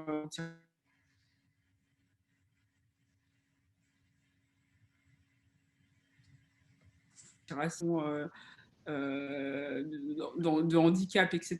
Et du coup, je pense que c'est déjà un premier pas pour comprendre des ressources, essayer de les soutenir aussi d'une manière ou d'une autre. Quand parfois elles ont un Patreon, elles ont parfois des Tipeee, des cagnottes pour les aider mensuellement. Et après, il faut lire. C'est bien de lire des auteurs et des autrices qui n'ont pas forcément le même parcours que nous, et tout le temps, pas que quand il y a un événement qui fait qu'on s'intéresse à tel ou tel sujet. Je pense que c'est important en fait de se construire une bibliothèque large avec des personnes qui parlent de différents sujets, et ça peut être n'importe quel sujet. Et après, je pense que la troisième manière de le faire aussi, c'est de pouvoir prendre du recul aussi sur soi-même et de pouvoir comprendre où on se situe soi-même face à la société. Parce que c'est vrai que on peut être une femme noire, on peut être une femme handicapée, on peut être une femme lesbienne et pourtant être plus privilégiée que d'autres femmes qui ont les mêmes identités, mais qui sont peut-être plus précaires et qui sont dans des situations plus problématiques. Et je pense que c'est important aussi de pouvoir se décentrer pour avoir une approche, si je dirais, décoloniale, c'est de penser en fait la société dans un ensemble et de comprendre en fait que les différentes communautés aussi n'ont pas forcément la même histoire d'immigration, n'ont pas forcément la même manière de penser le monde en 2020. Donc voilà. Mais je pense que oui, le premier truc, c'est vraiment suivre les gens concernés pour en savoir plus et voilà, s'abonner à leur newsletter, acheter leurs livres écouter leur podcast. Enfin, il y a plein de manières aujourd'hui, je pense, de le faire. Merci. Alors, du coup, on a notre invité surprise qui s'est connecté, mais avant, on a encore 2 questions pour l'instant à vous poser. La première, c'est on a une personne qui voudrait savoir quels sont les symptômes d'un burn-out militant. Qu'est-ce qui doit nous alerter dans un premier temps, parce que c'est pas forcément facile à reconnaître. Et dans un second temps, c'était une question sur les effets du confinement et de l'informatisation des liens. Donc tout ce qui est mail, visio, téléphone, sur les mouvements et les personnes militantes qui ont plutôt l'habitude de réfléchir et de vivre ensemble et de faire ensemble et de se voir et d'être dans cette dynamique-là, de peut-être voir comment prendre du recul vis-à-vis de la situation. Voilà. Peut-être on va commencer par la première question, les premiers signes. Qu'est-ce qui, selon vous, peut alerter sur un burn-out militant ? Déjà, il faut savoir qu'il y a beaucoup de militants qui ont un travail à côté, en plus de leur... Enfin, ça dépend comment on pratique son militantisme. Ça peut être via son travail, comme par exemple Clémentine et moi, mais ça peut être aussi via une asso, via d'autres choses, comme Clémentine encore, et comme toi, Clémence. Et donc, c'est vrai qu'il y a des personnes qui ont un travail en plus, qui peut ajouter à une pression en fait de performance, de productivité, de devoir être toujours présent. Et je pense que les signes sont nets. Hein. Enfin, quand on commence à plus avoir vraiment de goût à ça, que tout devient un peu un fardeau, que ce soit prendre rendez-vous, avoir rendez-vous avec ses camarades. Quand on va sur les réseaux sociaux et que la moindre polémique ou le moindre événement nous irrite et devient un peu une sorte de cauchemar, on se dit mais qu'est-ce que je fais là, j'ai pas envie de parler de ça, j'ai pas envie de voir ça. Et après, il y a aussi des signes physiques, et moi je parle souvent en fait de notre corps. Je pense que notre corps, en fait, c'est le premier vecteur de tout. En fait, il nous parle beaucoup plus qu'on ne le pense. Et donc, quand on voit que notre corps commence à flancher, ou qu'on peut avoir des prises ou des pertes de poids importantes d'un coup, ou des règles hyper douloureuses, ou des maux de tête, enfin des choses en fait qu'on n'avait pas l'habitude d'avoir, il faut commencer à s'inquiéter. Et je pense que ouais, c'est important d'être vigilant sur ces signaux corporels, mais aussi mentaux, qui sont assez visibles très vite. Voilà. Et vous ? Moi, je dirais le sommeil aussi qui se dérègle. C'est-à-dire voilà, le fait de penser tout le temps à ces trucs-là, plus pouvoir dormir, ou des réveils nocturnes. Voilà, non, ce n'est pas un problème de vessie. Mais en tout cas, après, moi, je ne suis pas spécialiste de santé mentale, donc vraiment, aller consulter, quoi. Faut pas hésiter, ne serait-ce qu'un généraliste, parce que moi, j'ai déjà fait un burn-out qui n'était pas militant, mais qui était dans le cadre professionnel. Ça peut aller assez vite, en fait. Voilà, quand ces choses-là se dérèglent, voilà, on a du mal à fonctionner assez rapidement, donc faut prendre les devants. Hey, l'invité surprise est là. Oui. Est-ce qu'on fait encore une question ou deux, et après on laisse Isa nous rejoindre? Alors, il y avait la deuxième partie de la question sur justement sur les effets du confinement sur les personnes militantes et l'informatisation des luttes. Et Lucille a précisé un petit peu sa question apparemment. Peut-être on verra ça juste après. Mais peut-être voilà, revoir la question du confinement et savoir si on a déjà une idée de comment ça a impacté les militants et militantes.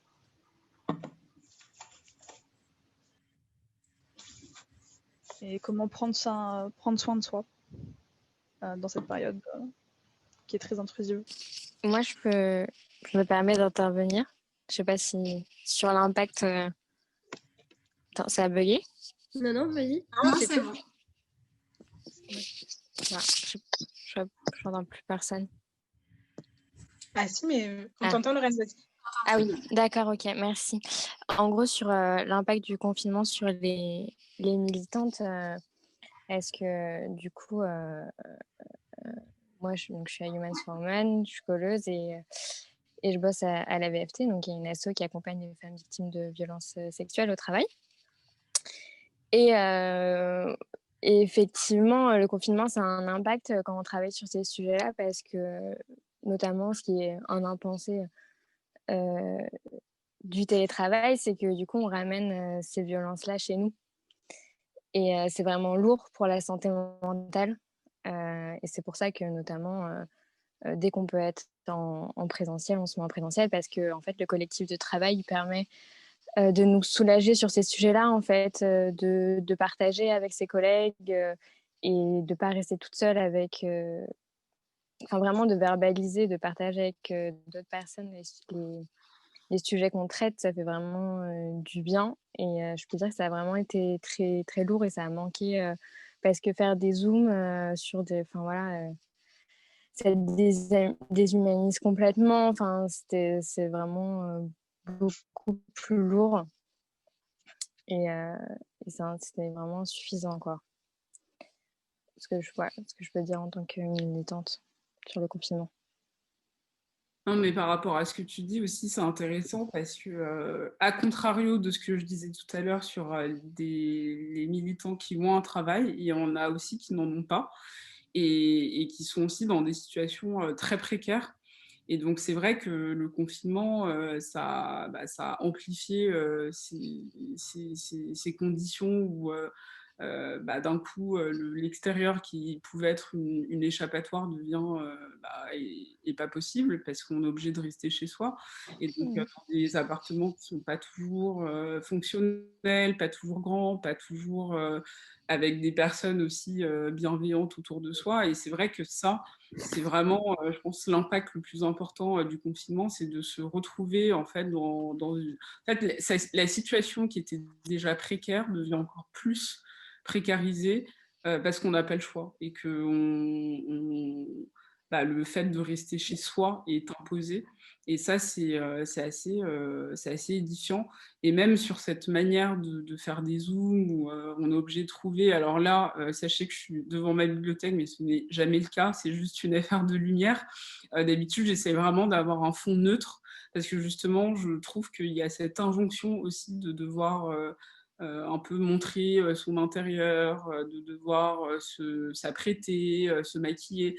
Et c'est vrai que pour des personnes qui militent au quotidien et qui sont plus dans l'action et qui ont plus envie de réfléchir, d'un coup, en fait, le rapport à l'image aussi change et le rapport aux autres.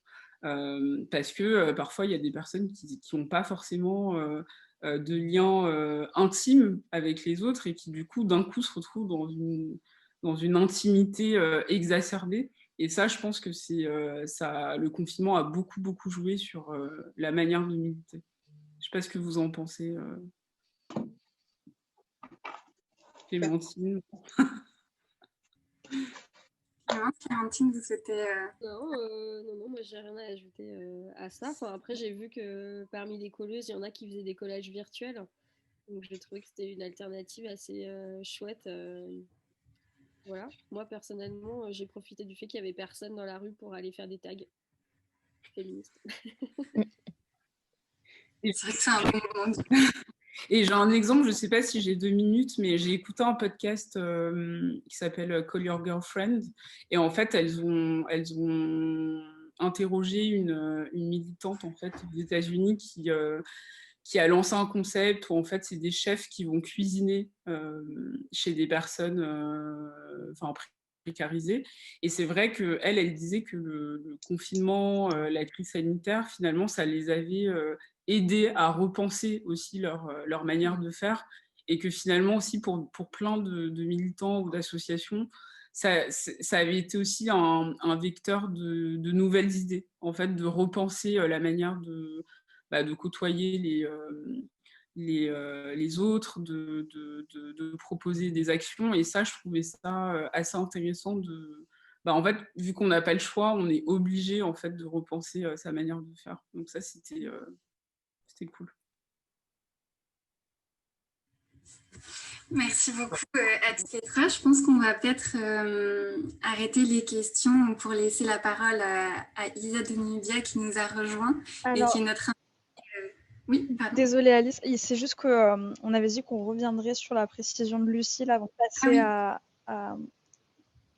Oui, bien sûr, bien sûr. Voilà, ce sera la dernière question du coup. Donc Lucille, elle a un petit peu précisé ce qu'elle pensait.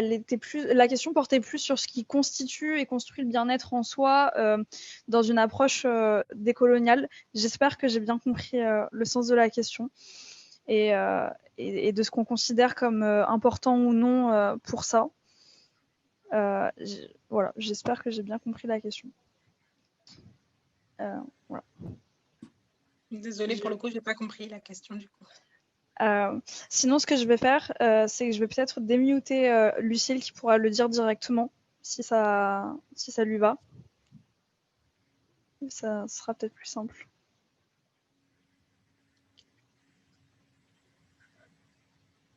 Lucille allô ? Oui, vous m'entendez ? Oui, très bien. Désolée, j'ai un peu occupé l'espace.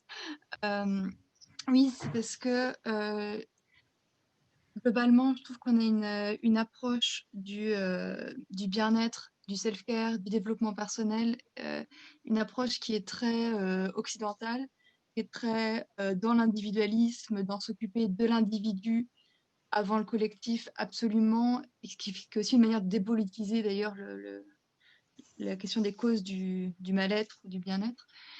Et j'ai appris très, très, très récemment qu'il y a d'autres cultures, notamment indigènes ou autres que je ne connais pas, vivent et réfléchissent les choses très, très différemment quant à ce qui constitue la base du bien-être, qui sortent par exemple de la fameuse pyramide de Maslow ou ce genre de choses, et où il y a une place plus importante accordée au collectif dans le bien-être. Est-ce que c'est plus clair ? Alors, l'explication est plus claire, mais du coup, je n'ai pas compris. C'était quoi la question dans tout ça ? Enfin, peut-être qu'il n'y a que moi qui n'ai pas compris la question. Hein. Vous dites les filles, hein, si je... En gros, tu veux savoir comment on peut se décentrer d'une manière trop occidentale autour du bien-être ? Ouais, il y a de ça, et puis des ressources du coup pour aller dans cette direction-là, parce que personnellement, c'est pas un sujet que je vois beaucoup traité et que je trouve assez important.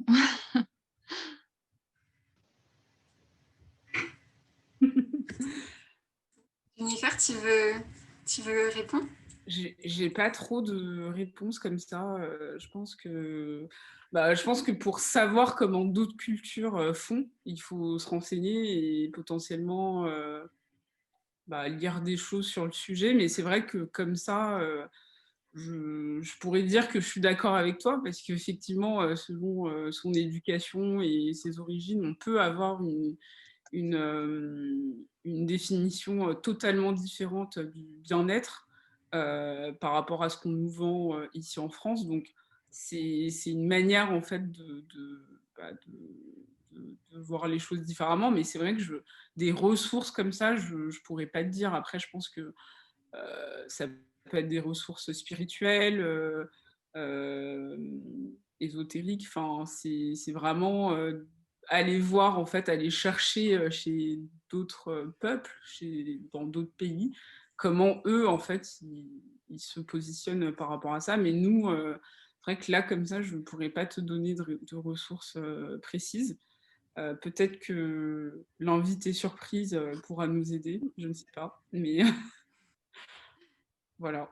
Effectivement, sauf si Clémentine ou Clémence, vous voulez intervenir, je pense que la question amène très joliment à notre invitée surprise, qui est Isa de Nubia, qui est donc guérisseuse multidimensionnelle, chanteuse, conteuse, gardienne des savoirs ancestraux. Je vais te laisser te présenter, mais je pense que c'est tout à fait en lien avec ce que nous sommes en train de dire. Et je ne sais pas si tu peux te démuter toute seule ou s'il faut une intervention. Ah non, c'est bon, ok.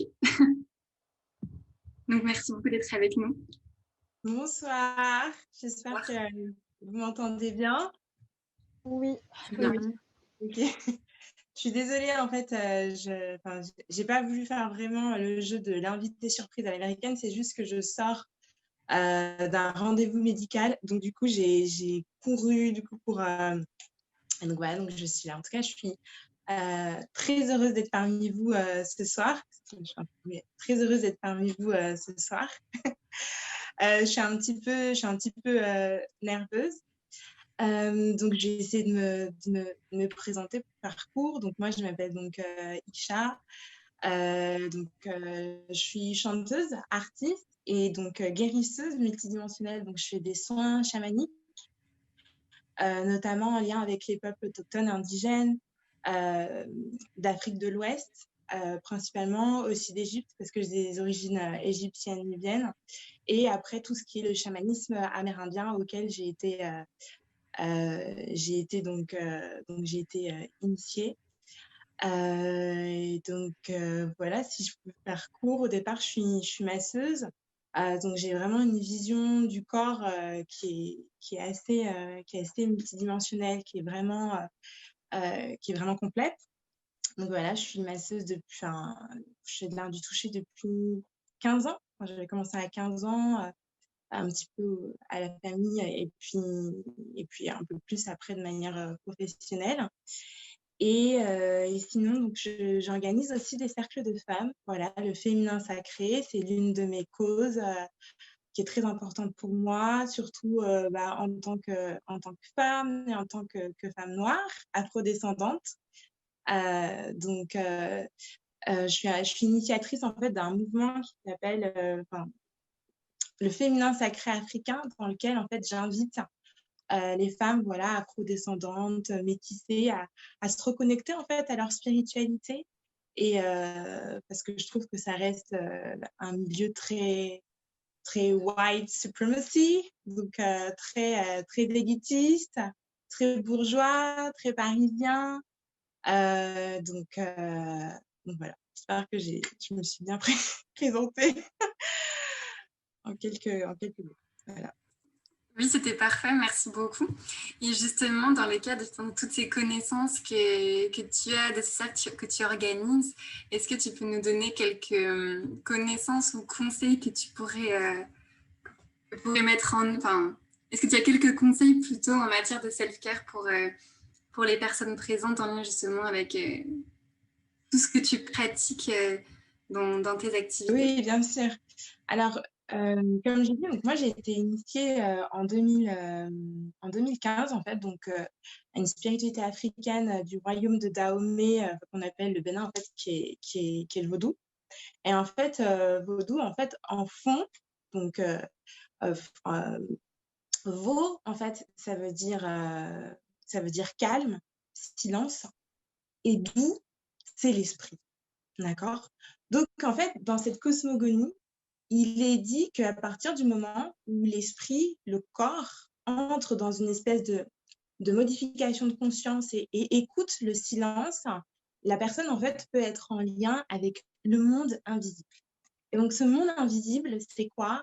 C'est la nature, c'est les ancêtres, le cosmos, les planètes, la lune, les animaux.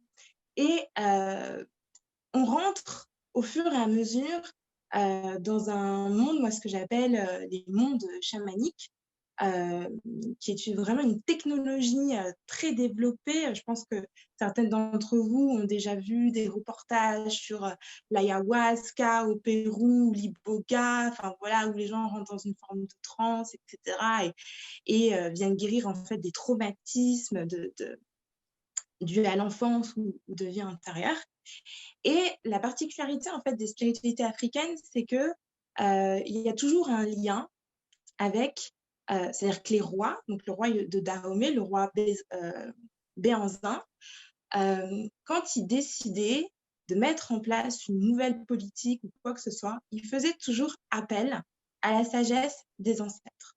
Donc, il faisait une consultation comme ça avec ce qu'on appelle oracle, l'oracle, comme voilà dans les traditions un peu plus druides, enfin les druides, il y a les runes, ce genre de choses, il y a aussi les mares de café, il y a des peuples aussi qui vont interroger les divinités de l'eau, le reflet de l'eau, un peu comme dans Blanche-Neige, quand elle dit miroir, miroir, donc voilà, cette façon de se connecter finalement donc, à l'au-delà. Ce qui fait que toute la structure en fait du royaume était basée sur ce que les dieux sur ce que les déesses, sur ce que les ancêtres, sur ce que les esprits de la nature avaient délivré. Et on retrouve aussi cette logique chez les peuples amérindiens du Nord, où les femmes avaient pour coutume, au moment des menstruations, donc ce qu'on appelle la nouvelle lune, New Moon, elles avaient pour coutume de sortir en fait de la vie sociale pour aller dans des huttes, donc ce qu'on appelle des moon lodges, donc des lodges de lune, et donc elles dormaient ensemble, elles chantaient ensemble et elles rêvaient ensemble. Et à travers ces rêves, elles canalisaient, elles channelisaient en vérité ce que les esprits, ce que les ancêtres, ce que la lune avait à dire. Et donc, elles restaient donc pendant 5 jours parce que dès qu'elles avaient leur menstruation, leur troisième œil s'ouvrait, leur bassin s'ouvrait et elles devenaient de véritables vortex, comme ça, de lumière, de véritables voyantes médiums. Et du coup, elles pouvaient savoir, par exemple, c'est comme ça qu'elles ont su que les Blancs allaient venir les attaquer ou à tel endroit il fallait chasser. Donc, c'est pour dire que dans la dimension chamanique et des peuples autochtones indigènes, en fait, le pouvoir temporel et le pouvoir spirituel ne font qu'un. Il n'y a pas de séparation. Alors que dans les cultures dans lesquelles on est, moi j'ai pu observer dans les mouvements féministes, il y a cette espèce de battle entre féministe versus féminin sacré. Parce que voilà, dans le féminin sacré, il y a quelque chose de très essentialiste. On n'est que oui, on ne peut pas définir la femme selon son corps, etc. Alors que dans cette vision du plus chamanique et spirituel, le corps, l'âme et l'esprit ne font qu'un. Et donc, les ressources ce que je voulais apporter, c'était donc un regard beaucoup plus politique, beaucoup plus spirituel finalement à la politique, et de mettre en place des rituels pour se protéger. Parce que, par exemple, quand on va militer, en bon français, ce qu'on est, c'est le mental. C'est « waouh, je vais crier ». Sauf qu'en vérité, donc il y a l'enveloppe physique, mais il y a d'autres corps. Donc il y a des corps énergétiques. D'accord ? Et en fait, ces corps énergétiques, ils sont impactés. OK ? En ce moment, par exemple, en France, il y a beaucoup d'entités. C'est-à-dire qu'il y a des énergies de basse fréquence, il y a beaucoup de choses négatives. On peut voir que les médias vraiment je sais plus, je regardais mon téléphone, je reçois un SMS du gouvernement qui dit ouais, il faut mettre l'application. Il y a cette espèce d'acharnement comme ça et on ne se rend pas compte que c'est un impact énergétique aussi d'un point de vue invisible. Et donc, quand on va militer, en vérité, il y a des choses à faire si on veut vraiment être à la fois œuvrer donc pour le collectif et œuvrer aussi d'un point de vue personnel. Je ne sais pas si tout le monde me suit. Ça va ? Je suis toujours... OK. Et donc... Pardonnez-moi. Et donc, ce qui fait qu'en termes de... Je peux vous donner un exemple simple. Par exemple, quand on est une femme et qu'on a ces menstruations, on ne va pas aller militer. Pas qu'on soit impur, mais c'est parce qu'on est tellement dans une hypersensibilité qu'en fait, tout est décuplé. Donc, c'est important de se dire, OK, là, il y a une manifestation, en fait, tel jour, et de regarder, par exemple, où est-ce qu'on en est, en fait, dans son cycle menstruel. Ah, il y a quelqu'un qui parle. Dans son cycle menstruel, parce que on est cyclique, en fait. Enfin, qu'on ait ses règles, qu'on n'ait pas ses règles ou quoi que ce soit, la femme, en fait, dans la cosmogonie chamanique, elle est l'incarnation la plus parfaite. She is the boss. Parce qu'en fait, son corps est fait à l'image de la nature. D'accord ? Vous pouvez voir qu'en ce moment-là, on est en hiver. On arrive dans l'hiver.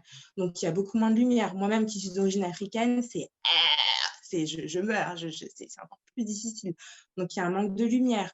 On est beaucoup, on est beaucoup plus slow. Le système immunitaire, c'est pas pareil. On n'a pas la même énergie. Et il faut savoir que ces saisons qu'on vit là actuellement, à l'intérieur de notre corps, en tant que femme, on a aussi nos saisons internes.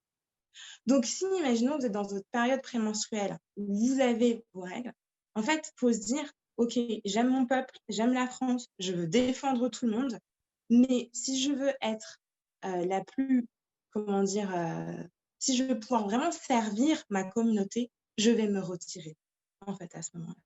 Parce qu'en se retirant, je vais pouvoir peut-être recevoir, en fait, des messages ou être plus en lien avec mon intuition qui vont me permettre d'avoir un recul sur la situation. Et en fait, c'est important d'accepter qu'il y a des gens qui sont derrière, qui travaillent donc dans l'invisible, et il y a des gens qui sont devant. Okay. Et quand on est devant, on est dans une énergie masculine. On est dans une énergie yang. C'est la guerrière, c'est la warrior. Mais le problème, c'est que c'est important de se protéger. Il faut aussi penser à ce bouclier de lumière. Si vous regardez un petit peu Astérix, c'est le truc qui me sort en premier comme ça, mais je pense que vous l'avez vu, qui boit une espèce de potion magique, soi-disant pour décupler ses pouvoirs. Ben, c'est un petit peu, en fait, c'est un petit peu pareil. Donc, si je peux donner un premier exemple technique, vraiment, je vous invite à se rendre compte qu'il y a des moments, en fait, on peut être sur les réseaux sociaux, on peut donner, on peut se pitcher. Il y a des moments, en fait, il faut être dans le retrait. Et en étant dans ce retrait, en fait, on se respecte soi. On se respecte soi et on peut mieux servir les gens qui sont devant. Voilà. Je ne sais pas si c'est un premier exemple. Est-ce que ça vous parle ou pas? Je ne veux pas trop faire de monologue, mais... Non, c'est un excellent exemple et c'est tout à fait en lien avec ce que Jennifer, Clémence et Clémentine disaient juste avant, effectivement. C'est tout à fait ça. Un des sujets de self-care, c'était justement de parfois se retirer pour pouvoir revenir plus puissante et plus puissant et pouvoir de nouveau avoir de l'énergie dans ce qu'on va faire et éviter ce burn-out où en fait notre énergie physique et mentale est beaucoup trop atteinte. Donc c'est tout à fait en lien et ouais. C'est très important. En fait, quand on est dans ce procédé, on est dans quelque chose vraiment, on suit l'écosystème. Vous pouvez le voir qu'à un moment donné, les arbres, les feuilles des arbres, elles tombent. D'accord? En fait, c'est du bon sens. Vous pouvez voir qu'en hiver, la forêt, elle est toute nue. Donc, quand on a nos menstruations, c'est pareil.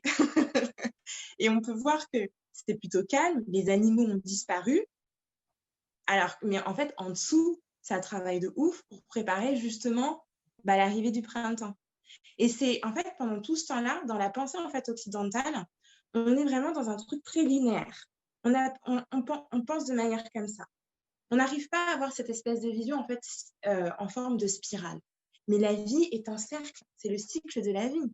Le roi lion, c'est ce qui est dit tout le temps dedans. Moi, je me réfère toujours aux exemples les plus basiques, mais qui parlent à tout le monde. Et en fait, c'est que c'est hyper important d'accepter qu'on est cyclique. Et donc, on a un temps de régénération cellulaire. C'est comme quand tu viens de se faire opérer, le médecin il va vous dire repos, acquiescer, parce que là, vous venez de vivre un choc. Donc, il faut laisser du temps. Et vraiment, dans cette pensée indigène, la notion de temps est hyper importante. Et je trouve qu'aujourd'hui, on veut tout le temps aller vite.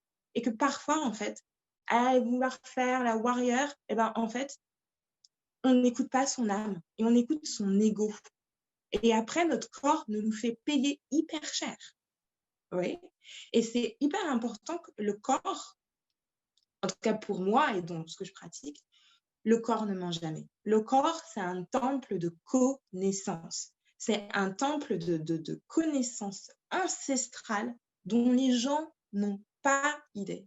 Et l'idée, franchement, d'apporter plus de spiritualité dans la politique, c'est à partir du moment si on est au maximum, si on est dans son bien-être, si on est reposé, si on est ressourcé, forcément, quand on va aller marcher, notre voix, par exemple, moi, je vois les femmes, Aïssa Traoré, si je pense bien son prénom, elle a une voix, chakra de la gorge, je me dis, waouh, comment elle fait? Mais pour pouvoir avoir une telle voix, il faut pouvoir se régénérer. Il faut, par exemple, je pense qu'à mon avis, elle doit se faire du gingembre miel ou quelque chose comme ça. Je suis sûre, sinon, elle ne tiendrait pas. et c'est faire preuve, finalement, de bon sens et d'intelligence divine. Donc, je pense vraiment la règle la plus importante, c'est de s'écouter soi et de suivre le rythme.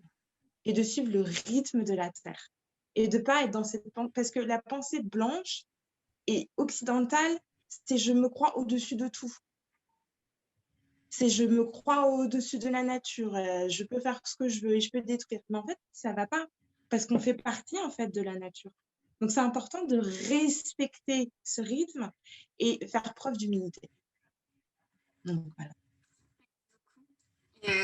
Et la question justement que j'allais poser, qui est déjà en lien avec ce que tu disais, mais est-ce que tu as justement des petits rituels que tu pourrais nous conseiller pour se régénérer, pour se préparer à sortir, disons, sur le terrain en manifestation, ou juste pour se régénérer? Alors, je pense que ça va vous surprendre ce que je vais vous dire, mais c'est ce qui me vient en canalisation, le rêve. Au commencement était le rêve. En fait, si on ne rêve pas, on ne peut pas s'imaginer que l'humanité entière va guérir. Parce que là, on est un peu dans une grosse merde collective. Entre les violences policières, entre ce qui se passe avec cette loi, entre ce qui nous attend avec l'histoire des vaccins, la première chose à faire, franchement, c'est de rêver. C'est de faire travailler, en fait, parce qu'à travers les rêves, on est en lien avec d'autres forces. Et les rêves, quand on rêve, ça régénère le mental, ça nettoie le système nerveux, ça nettoie le cerveau limbique, le cerveau, qui est le cerveau émotionnel, ça régénère le cœur.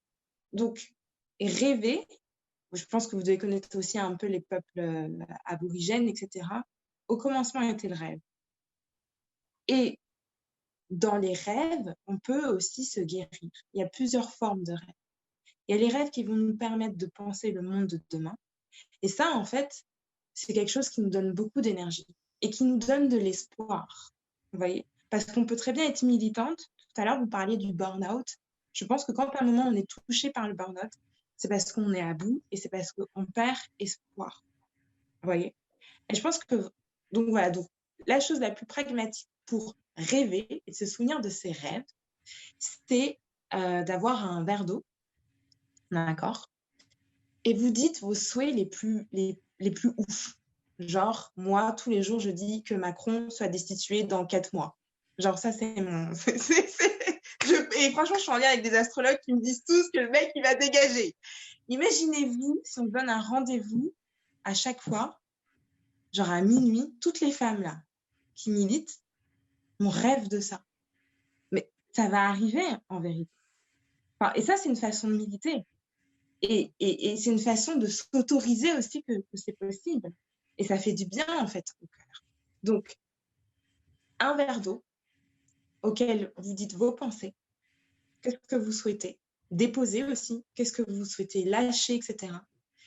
Et vous buvez la moitié du verre d'eau et vous demandez à la nuit d'exaucer vos rêves. Oui. Et le lendemain, vous buvez le verre d'eau et vous essayez de vous souvenir de vos rêves. Vous allez voir que vous ne serez plus du tout la même. Vous allez prendre conscience à quel point on a un pouvoir hyper fort. Et pour moi, ça, c'est faire preuve de politique. Donc, je vous donne la chose qui est accessible à tout le monde. Je vais après parler de plantes. Mais je pense que quand on est... Enfin, moi-même qui suis militante, je pense que si je n'avais pas rêvé, je ne serais pas la personne que je suis aujourd'hui et j'aurais abandonné. J'aurais dit, ah, je suis une femme, nanani, nanana, c'est mort, on m'écoutera jamais, etc. Mais je suis sortie. Enfin, en fait, rêver, ça permet de sortir de toute forme d'injonction. Ça permet de lutter, en fait, inconsciemment, mais ça permet de lutter contre le racisme, contre l'esclavagisme. C'est concrètement ce qu'ils ont fait aux peuples autochtones et aux peuples, par exemple, d'Afrique, c'est qu'ils les ont coupés, en fait, de leur spiritualité. Parce qu'ils savaient que c'était quelque chose de très, très fort. Et quand on regarde ce qui a été fait après au Brésil ou à travers les musiques afro-américaines, en fait, tout ce qu'ils disent à chaque fois, c'est cette espèce de nostalgie de l'ailleurs. Et donc, rêver, pour moi, c'est quelque chose de primordial, quoi. C'est essentiel si on veut qu'il y ait un nouveau monde, un nouveau paradigme qui arrive. Donc, voilà. Deuxième chose, les plantes. C'est hyper important de se reconnecter. Je vous donne un exemple. Quand on va militer, on est dehors. Il fait froid dehors. D'accord? Donc, nos muscles, ils travaillent énormément. On ne se rend pas compte. En plus, dans Paris, on marche, on revient, on est fatigué. Il y a de l'homéopathie. C'est encore... Enfin, vous pouvez demander à votre médecin, si vous êtes au bout du rouleau, en fait, au lieu de prendre, je ne sais pas, un Doliprane, essayez franchement de penser homéopathie. Genre Ignacia Amara, vous pouvez prendre des notes. C'est une plante, donc c'est pas Ignacia Amara, mais je vous montre. C'est une plante, en fait, qui travaille beaucoup au niveau du cœur et au niveau du système nerveux avec GCM. Ce qui fait que si vous allez voir, par exemple, les violences policières qu'on a eues, par exemple, avec Michel, parce que c'est quand même des images qui restent. Hein. Enfin, moi, j'ai fait comme ça. Quand vous prenez ces plantes, ça vous permet de regarder ce qu'il y a à regarder, mais de prendre du recul. Parce que je pense que là, on a notre hypersensibilité qui a un taux, voilà. Et en fait, on ne peut pas tout prendre. On ne peut pas tout le temps être une éponge. Sinon, c'est trop, quoi. À un moment donné, notre âme, elle a besoin de repos. Donc, franchement, associer l'homéopathie, donc Ignacia Amara et Gelsenium, c'est bien pour tout ce qui est choc mental. Et Arnica montana, c'est vraiment vous allez voir, c'est une combinaison. Mais Arnica montana, c'est aussi pour je pense que vous connaissez, celles qui ont été au dentiste, on conseille souvent, c'est pour les chocs quand on s'est fait arracher une dent. Mais c'est aussi pour les chocs de l'âme. Et on est dans une société où, franchement, on veut nous tuer notre âme, quoi. On est choqué au quotidien. Et surtout sur les réseaux sociaux. Et on est là, on regarde, on repartage, mais en fait, ça laisse une trace. Et je pense que beaucoup de personnes en fin d'année 2020, elles vont pas comprendre parce qu'il va y avoir tout qui va remonter à la figure comme ça. Et elles risquent de passer un janvier-février. Donc ça, c'est vraiment, je vous laisse après découvrir. Mais prenez du temps quand vous allez à la pharmacie, demandez, OK, je me sens pas bien, nanani, nanana, j'en peux plus, etc. de ce qui se passe, je suis hyper anxieuse, je suis hyper stressée. Franchement, c'est des basiques, Ignacia Amara, Gelsenium et Arnica montana. Voilà, c'est 3 ressources. Et après, soyez curieuse, tapez sur Internet, allez à la FNAC. Donc, voilà. Merci beaucoup. C'est d'excellents conseils et je pense que ça clôture magnifiquement, disons, ce débat. Il est déjà un peu tard. Je pense que ça va être le moment de clôturer. Mais merci beaucoup, Isha. J'espère que... merci beaucoup d'avoir intervenu à la fin de ce débat. Et merci beaucoup, Jennifer, Clémence et Clémentine, d'avoir participé. Merci à tous d'avoir été là pendant ce débat. C'était vraiment très instructif. C'est très instructif et j'espère que ça a un peu nourri peut-être notre besoin de self-care. Je ne sais pas. J'ai une dernière chose à dire aussi. Oui, troisième point.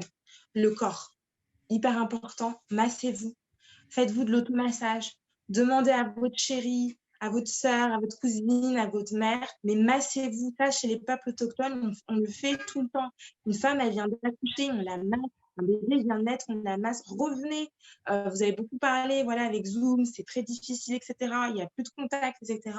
C'est hyper important. Si vous vivez seul, prenez le temps de vous masser avec une huile végétale, etc., avec des huiles essentielles comme du lavandin. Franchement, ça détend.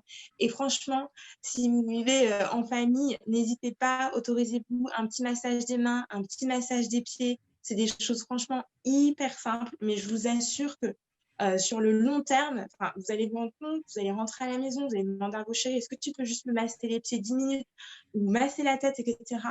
Vous verrez les choses différemment et vous allez aussi pouvoir vous ressourcer. Donc voilà, je voulais juste dire ça au moins parce que c'est hyper important. Le rêve, l'homéopathie et le massage. Parfait, c'est bien noté. Merci beaucoup, Isha. Et donc, merci à tous pour ce moment.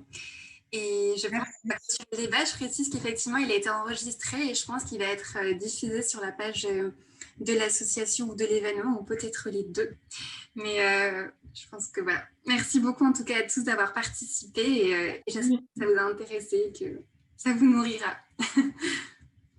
Merci beaucoup. À bientôt. Merci. Au revoir. Au revoir, à bientôt. À bientôt. Merci, au revoir.